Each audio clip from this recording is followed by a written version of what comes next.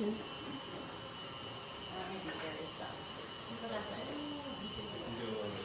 32,121. That number, according to the National Crime Information Center, that is the number of missing juveniles under the age of 18 as of December 31st, 2017. Now, everyone should be familiar with this sound. Probably, yes. So that's the sound of the Amber Alert, or America's Broadcasting Emergency Response. It's used when it is discovered that there is an abducted child who potentially could be in imminent danger. This alert can be sent to any phone registered in the United States, and oftentimes you'll see them on those electric traffic bulletin boards on the highway. This alert can be sent to any phone registered in the United States, like I said. Typically, it will contain vital information needed to help identify the suspect or the child. This would include physical descriptions of the vehicle or the persons involved, or any other helpful clues to aid in the child's recovery.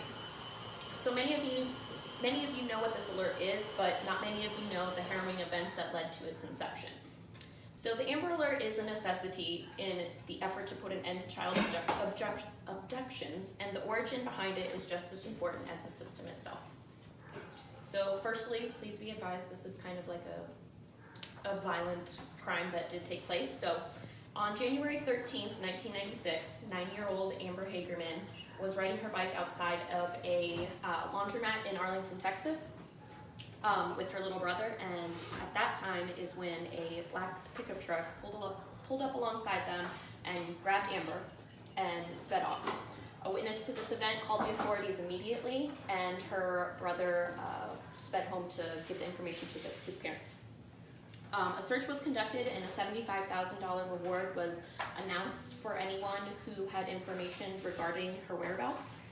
However, 4 days later, on January 17th, a man stumbled upon the nude body of Amber behind a Arlington apartment complex, and she had been beaten, sexually assaulted, and her throat had been slashed, according to the autopsy report. Unfortunately, this case has yet to be solved, despite the fact there were multiple witnesses inside the laundromat at the time. Although Amber Hagerman and her family never received justice for this grisly crime, there were active members in the community who made it their mission to ensure this did not happen to any other children and that Amber did not die in vain. On January 19th, 1996, the announcement was made by authorities that the missing girl had been found brutally slain. Naturally, this shook the people of Arlington, Texas. It was then that a woman named Diana Simone called into her local radio station as an anonymous listener to express her outrage about how this could have been prevented. To follow up, Ms. Simone wrote into the radio station suggesting an idea she had for an emergency broadcast system similar to that of a severe weather warning to alert citizens of the abduction or any other crime that may have happened, and any pertinent information regarding the victim or the suspect. So the goal would be to get witnesses to come forward with any helpful information and tips faster in order to shrink the window of time that the perpetrator had to commit any further crimes. So after Ms. Simone's letter, Texas radio stations implemented their own systems, and there was actually a drop in child abductions by strangers as well as family members. So it's hard to call this a mere coincidence. It is for this reason that eventually the program gained national recognition in 2002 at the White House Conference on Missing, Exploited, and Runaway Children. Today, as technology has evolved, so have the ways in which we receive the alerts. Like I said, you're familiar with the ones that you get on your phone.